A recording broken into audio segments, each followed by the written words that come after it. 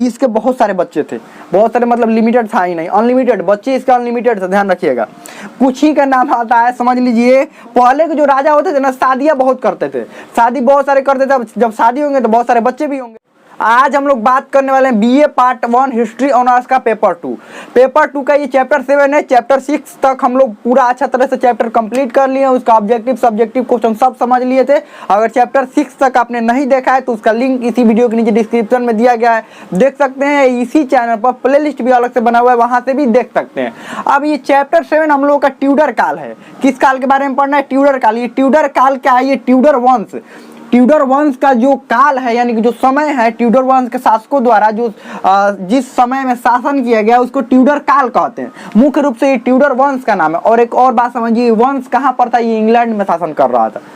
तो इससे क्वेश्चन भी महत्वपूर्ण पूछे जाते हैं कि ट्यूडर काल के सांसद प्रणाली के बारे में, यानी पार्लियामेंट के बारे में, या ट्यूडर वंश के अलग अलग राजाओं के बारे में पूछ लिया जाता है। जैसे हेनरी सप्तम के बारे में, हेनरी अष्टम के बारे में, एडवर्ड षष्ठम के बारे में, मेरी प्रथम, एलिजाबेथ प्रथम, इन सब के बारे में क्या कर लिया जाता है? अलग अलग पूछ लिया जाता है। तो उन सब के बारे में पूरे डिटेल में हम लोग पढ़ेंगे, आप बस इसको अंत तक देखते रहिए। देखिए ट्यूडर काल था क्या? ट्यूडर वंश के राजाओं द्वारा जो शासन किया गया, ट्यूडर वंश के जो राजा द्वारा जो शासन किया गया जिस काल में, उसको क्या कहते हैं? ट्यूडर काल कहते हैं। अब जैसे मौर्य वंश के हम लोग पढ़ रहे थे, तो मान लीजिए मौर्य काल किसको कहेंगे? मौर्य वंश के राजाओं द्वारा जिस काल में शासन किया गया, जब से जब तक शासन किया गया, उसको मौर्य काल कहेंगे। उसी तरह ट्यूडर काल कब से कब तक कहेंगे? ट्यूडर वंश के राजा जब से जब जिस समय तक शासन किया, उसको क्या कहेंगे? ट्यूडर काल। तो ट्यूडर वंश के राजा 1455 से लेके, यहाँ पर देखिए ट्यूडर काल यहाँ पर गलत लिख दिया गया है, 1455 से लेकर 1603 तक ये लोग शासन किए थे। 1603 तक ये लोग शासन किए थे, ध्यान रखिए। 1455 से 1603 तक ये लोग शासन किए थे। अब देखिए 1603 तक ये लोग शासन किए थे। तो ट्यूडर वंश के राजा के बारे में थोड़ा समझ लेते हैं, कौन कौन ट्यूडर वंश के राजा थे। पहला राजा था हेनरी सप्तम, हेनरी सप्तम था। उसके बाद बना हेनरी अष्टम। उसके बाद था एडवर्ड षष्ठम था। उसके बाद मेरी प्रथम महारानी थी, और उसके बाद एलिजाबेथ प्रथम। यही ट्यूडर वंश के यही सब शासक थे, ध्यान रखिएगा। इतने शासकों के बारे में हम लोगों को पढ़ना है। हेनरी सप्तम, हेनरी अष्टम, एडवर्ड षष्ठम और मेरी प्रथम, एलिजाबेथ प्रथम। अब एक और बात समझिए, हेनरी सप्तम ने ट्यूडर वंश की स्थापना कैसे की? इसके पीछे भी एक महत्वपूर्ण कारण है। क्या है? गुलाबों का युद्ध पढ़ना है हम लोगों को। ये गुलाबों के युद्ध के कारण ही ट्यूडर वंश उत्पन्न हुआ। अगर गुलाबों का युद्ध नहीं हुआ रहता तो ट्यूडर वंश नहीं उत्पन्न हुआ रहता। अब गुलाबों का युद्ध क्या था? गुलाबों का युद्ध अलग से भी पूछ लिया जाता है। गुलाबों का युद्ध के कारण क्या था, परिणाम क्या थे, ये सब अलग से भी पूछ लिया जाता है। तो वही हम लोग गुलाबों के युद्ध के बारे में, उसको इंग्लिश में वार ऑफ रोजेज भी कहते हैं। यानी कि क्या गुलाब के लिए युद्ध हुआ था, उसी को गुलाबों का युद्ध कहेंगे? नहीं।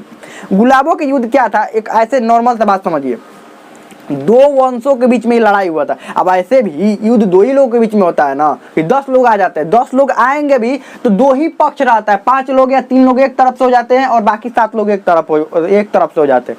मुख्य रूप से युद्ध दो ही पक्षों के बीच में होता है, ध्यान रखिएगा। ये नहीं कि 3 लोग आकर आपस में लड़ रहे हैं, नहीं। 3 लोग अगर आएंगे तो 2 लोग एक तरफ से हो जाएंगे, 1 लोग एक तरफ से हो जाएंगे। तो गुलाबों का युद्ध क्या था? गुलाबों के युद्ध के बारे में समझते हैं। गुलाबों का युद्ध, अब गुलाबों का युद्ध कब से कब तक हुआ था? ये 1400, ये हुआ था 1400, यहाँ पर देखिए 1400 नहीं, यहाँ पर 1455 से लेकर के 1485 तक। देखिए ये भी यहाँ पर भी गलत लिखा गया, 1485 से 1603 तक था। यहाँ पर फिर देखिए, यहाँ पर भी ध्यान नहीं दिए ना। ये काल कब से कब तक था? 1485 से लेकर के 1603 तक ये काल था, ट्यूडर काल। क्योंकि गुलाबों का युद्ध जैसे ही समाप्त हुआ, ट्यूडर काल की स्थापना हुई। तो गुलाबों का युद्ध 1485 में समाप्त हुआ था। तो ये 1485, बताइए इनके बीच कितने साल का समय हुआ? ये 30 सालों तक ये युद्ध चला था। अब ये 2 पक्ष इसमें थे, ध्यान रखिएगा। लैंकास्टर और यार्क, ये दो गो पक्ष इसमें थे, मुख्य रूप से युद्ध करने वाले दो गो पक्ष थे। एक पहला पक्ष का नाम था लैंकास्टर और दूसरा यार्क था। अब इसका प्रतीक चिन्ह था लाल गुलाब और इसका सफेद गुलाब।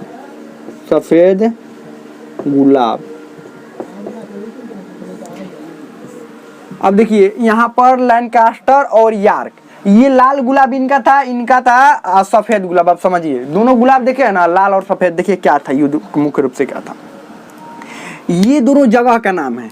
अब देखिए एक ही वंश के जो एडवर्ड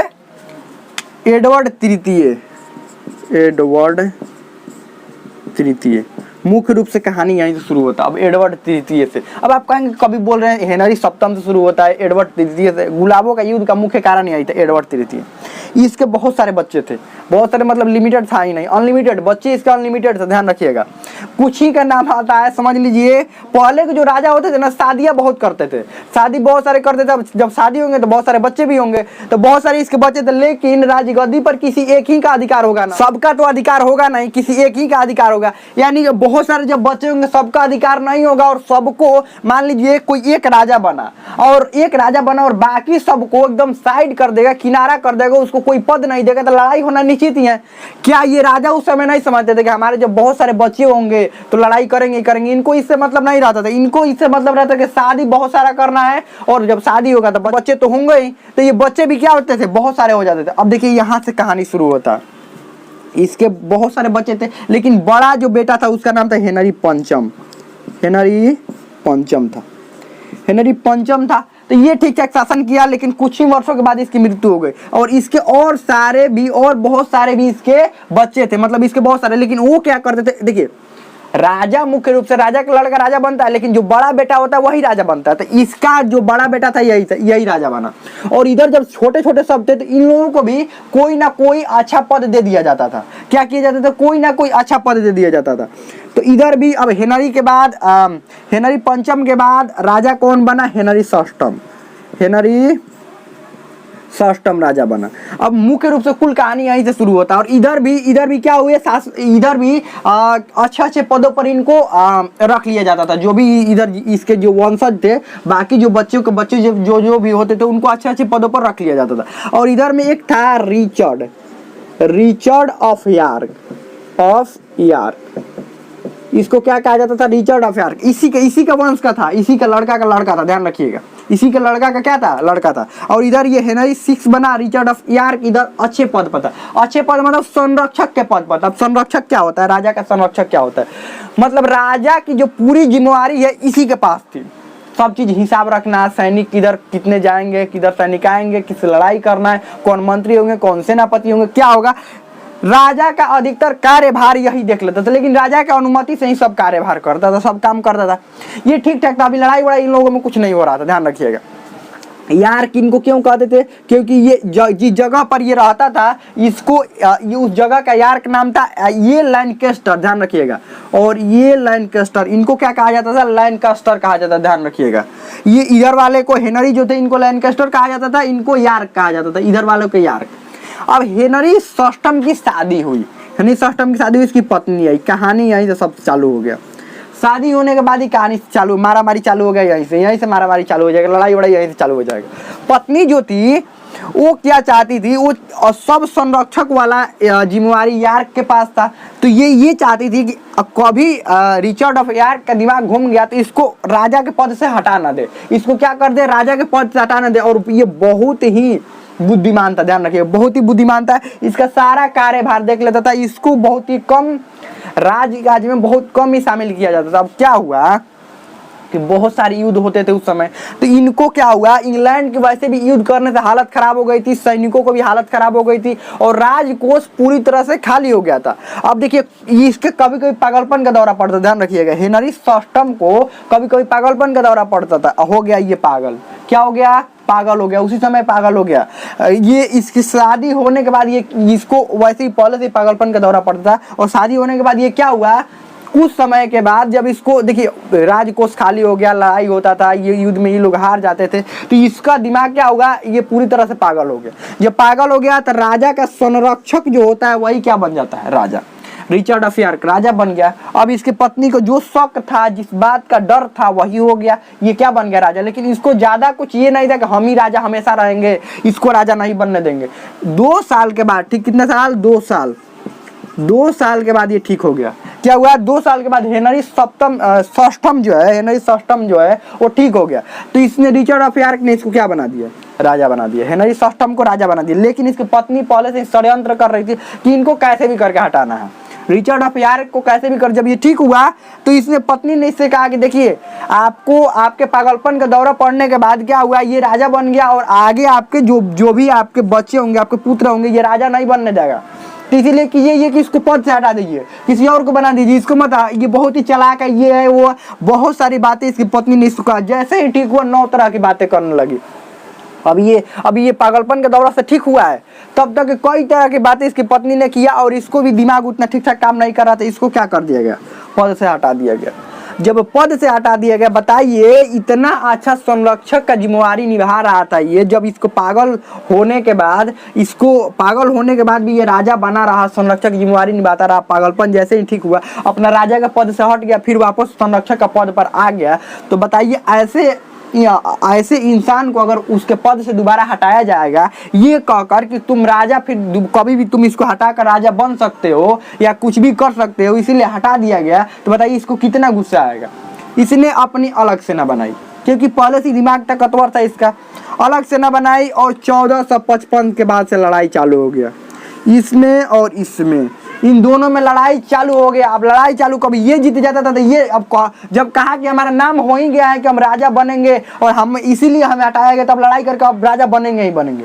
अब बिल्कुल ऐसा नहीं रहना है कि राजा नहीं, अब हम राजा बनेंगे। अब इसने क्या कहा, इसका भी दिमाग घूम गया कि नहीं, अब राजा हम बनेंगे ही बनेंगे। अब तुम क्या हटाएंगे, हमको ऐसा आरोप लगा कर हटाए हो कि नहीं, हम अच्छा से जिम्मेवारी नहीं निभा रहे हैं, तो अब राजा बनेंगे। अब दोनों में लड़ाई हो गया। अब इसी युद्ध को क्या कहते हैं, गुलाबों का युद्ध कहते हैं। इसका प्रतीक था लाल गुलाब, लैंकास्टर, ये लोग लैंकास्टर थे, ये लोग लैंकास्टर जगह पर आते थे, तो इनका प्रतीक था लाल गुलाब है, इसका प्रतीक था सफेद गुलाब, ध्यान रखिएगा। इसीलिए इस युद्ध को गुलाबों का युद्ध कहते हैं, ध्यान रखिएगा। इसलिए नहीं कि ये युद्ध गुलाब के लिए हुआ था, इसलिए कि इन दोनों का प्रतीक चिन्ह क्या था, गुलाब था। ये लैंकास्टर थे, लैंकास्टर जगह पर आते थे, इसलिए इनको लैंकास्टर कहा गया और इनका प्रतीक चिन्ह था गुलाब। ये लोग यार की जगह पर रहते थे और ये सफेद गुलाब इनका प्रतीक चिन्ह था। अंत में क्या हुआ, अंत में एकदम पूरी तरह से, कब, ये कितने वर्षों तक, 30 वर्षों तक ये युद्ध चला। कितने वर्षों तक, 30 वर्षों तक ये युद्ध चला और अंत में लैंकास्टर की जीत हुई। अंत में किसकी जीत हो गई, कभी ये जीत जाते थे, कभी ये, कभी ये, कभी ये, कभी ये, कभी ये। और इसमें इंग्लैंड की और हालत खराब हुआ। इंग्लैंड का हालत खराब होने के बाद इसका फायदा जानते हैं कौन उठा रहे थे, जब राजा आपस में लड़ते हैं, जब घर ये आपस में लड़ रहे थे ना, घर में गृह युद्ध था, कोई दूसरे देश से थोड़े लड़ रहे थे, तो इसने मुख्य रूप से फायदा सामंत उठा रहे थे। तब सामंत कौन थे, जो मंत्री, सेनापति, ये सबके ताकत बढ़ गया था। ये लोग आपस में लड़ रहे थे और सारी जिम्मेदारी कौन संभाल रहा था, मंत्री सेनापति, मंत्री सेनापति। राजा कोई भी बने, मंत्री सेनापति वही रहते थे, ध्यान रखिएगा। और मंत्री सेनापति की ताकत बहुत ही ज्यादा बढ़ गई और वो लोगों पर अत्याचार करने लगे। ये लोग तो अपने युद्ध में उलझे रहते थे और लोगों पर क्या करने लगे, मंत्री सेनापति ये सब अत्याचार करने, अपनी मनमानी करने लगे, सैनिक अपनी मनमानी करने लगे। इंग्लैंड की हालत खराब होने लगा, राजकोष वैसे भी खाली थे, गरीबी, भूखमरी, बेरोजगारी ये सब आ गया, अशिक्षा, खासकर अशिक्षा आ गया, वहां पर शिक्षा बचा ही नहीं। तो समझ लीजिए इंग्लैंड के पूरी तरह से हालत खराब हो गया। इन गुलाबों का युद्ध में कई युद्ध हुआ और 85 फाइनल 85 आते आते हेनरी सप्तम, इसके बाद ये युद्ध करते करते इनकी कहानी खत्म हो गया। इसका बेटा बना हेनरी सप्तम और हेनरी सप्तम ने इस युद्ध को समाप्त किया। हेनरी सप्तम यहाँ पर लिख देते हैं, हेनरी सप्तम, हेनरी सप्तम ने इस युद्ध को समाप्त किया और इन लोगों का काम खत्म किया और फाइनली ये राजा बना। ये क्या बना, राजा, और इसने ट्यूडर वंश की स्थापना की। 1485 में गुलाबों का युद्ध खत्म हुआ। 1485 में क्या खत्म हुआ, गुलाबों का युद्ध खत्म हुआ, क्योंकि इसने इनका कहानी खत्म कर दिया और फाइनली किस वंश का स्थापना किया, ट्यूडर वंश का। समझ में आया, एक बार और थोड़ा सा समरी समझा देते हैं, समझिए।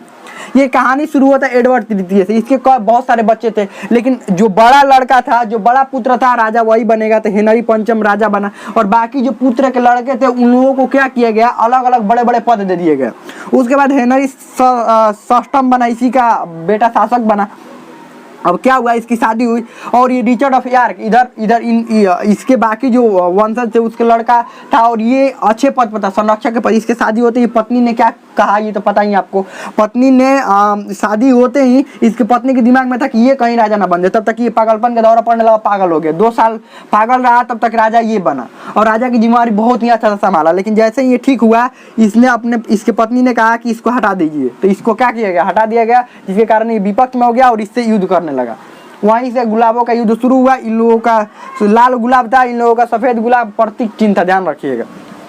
अब उसके बाद अंतिम राजा इस वंश का हेनरी सप्तम ने क्या किया, इस युद्ध को पूरी तरह समाप्त किया, इन लोगों को हरा दिया, और उसके बाद ट्यूडर वंश की स्थापना की, और हेनरी सप्तम फाइनली राजा बना।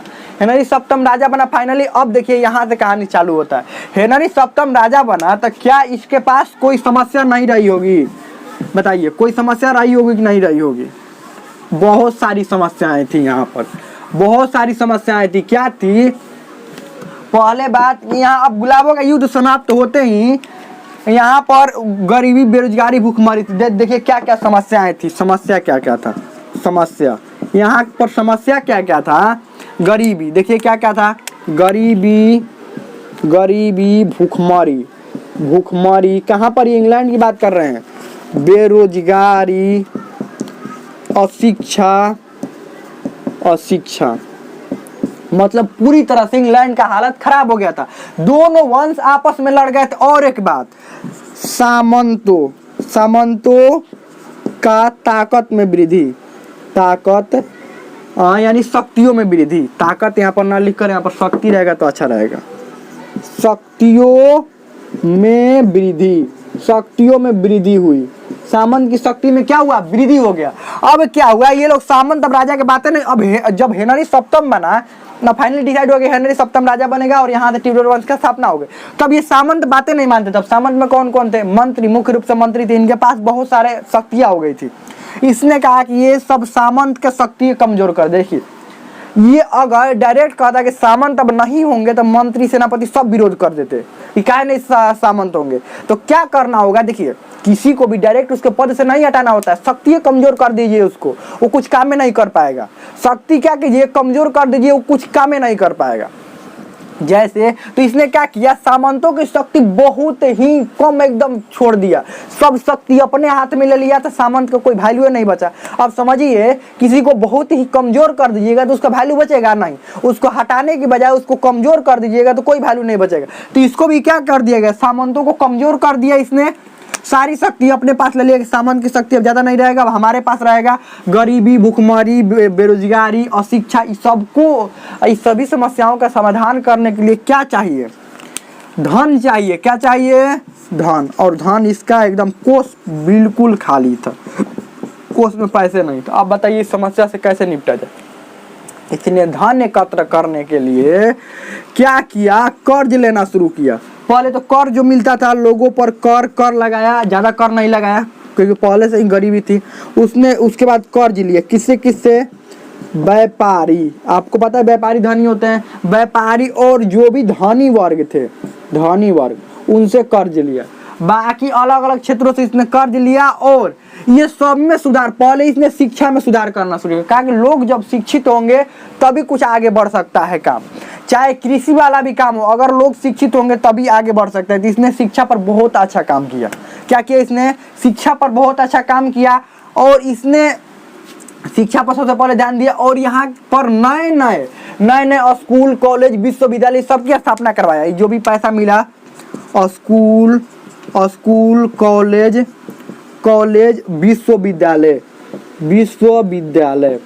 विद्यालय, इस सब की स्थापना करवाना शुरू किया। क्योंकि किसी भी देश का जो रीढ़ होता है, रीढ़ समझते हैं, रीढ़ की हड्डी समझते हैं, पिछला वाला जो हड्डी होता है जिसको मेरुदंड कहते हैं, वही रीढ़ की हड्डी। किसी का अगर रीढ़ का हड्डी टूट जाए तो उसका सब शरीर काम करना बंद कर देगा, वो कुछ कार्य नहीं कर पाएगा। तो वही किसी भी देश का जो रीढ़ होता है शिक्षा और स्वास्थ्य, अगर ये दो चीज़ किसी भी देश का अगर ठीक होगा तो देश अपनी ऊंचाई, अपने अधिकतम ऊंचाई पर पहुंच सकता है और धनी भी हो सकता है, सब चीज़ में बहुत अच्छा हो सकता है। तो इसने सबसे पहले शिक्षा पर ध्यान दिया, शिक्षा अच्छा किया। उसके बाद क्या हुआ, इसने कृषि और व्यापार पर भी ध्यान दिया, ध्यान रखिएगा, कृषि और व्यापार, क्योंकि व्यापारियों से ही कर्ज लिया था। तो कृषि और व्यापार ध्यान रखिएगा, कृषि और व्यापार पर इसने ध्यान दिया, बहुत अच्छा से ध्यान दिया। और इसने कृषि और व्यापार को उन्नत करने के लिए नए नए कृषि यंत्रों का आविष्कार, देखिए आविष्कार, भौगोलिक खोज, यहीं से ना देखिए यहाँ पर कब का शासनकाल, 1485 का इसका शासनकाल है, 1485 का शासनकाल है ना, 1485 से इसका शासनकाल चालू हुआ। और भारत का खोज कब हुआ था, 1498 में। देखिए भारत का खोज करने वाला जो नाविक था यहाँ का नहीं था, लेकिन वो भी इंग्लैंड से नजदीक ही ना है, पुर्तगाल से आया था, वास्को डी गामा पुर्तगाल से आया था। लेकिन पुर्तगाल के नज़दीक में, आप मैप में देख लीजिएगा, पुर्तगाल के नज़दीक में ही है, क्या है, पुर्तगाल के नज़दीक में ही इंग्लैंड है। तो यहाँ पर भी प्रभाव पड़ रहे थे, नए नए यंत्र का खोज हो रहा था, नए नए मशीनें बनाई जा रही थी। तो इसने भी मशीनों में वृद्धि करवाया और अलग अलग दूसरे देशों से भी मशीन खरीदवाता था। और कृषि व्यापार इस क्षेत्र में क्या करवाया, इसने वृद्धि करवाना शुरू किया। और पुनर्जागरण का भी प्रभाव यहाँ पर पड़ रहा था। तो यहाँ पर अब ट्यूडर काल में हम लोग हेनरी सप्तम के बारे में अब आगे अभी पढ़ेंगे। हेनरी सप्तम के बारे में बहुत अच्छा से अभी आगे पढ़ना है, पार्लियामेंट इसके बारे में पढ़ना है। हमें लगता है गुलाबों का युद्ध अच्छा से समझ में आ गया होगा, गुलाबों का युद्ध समझ में आ गया होगा, इसके वंशावली इन्हीं सभी राजाओं के बारे में पढ़ना है। तो हमें लगता है बहुत अच्छा समझ में आ गया होगा। इससे आगे हम लोग अगले भाग में पढ़ेंगे। इसमें कोई भी डाउट हो, कोई भी क्वेश्चन हो, आप कमेंट में पूछ सकते हैं। हमें लगता है समझ में आ गया होगा।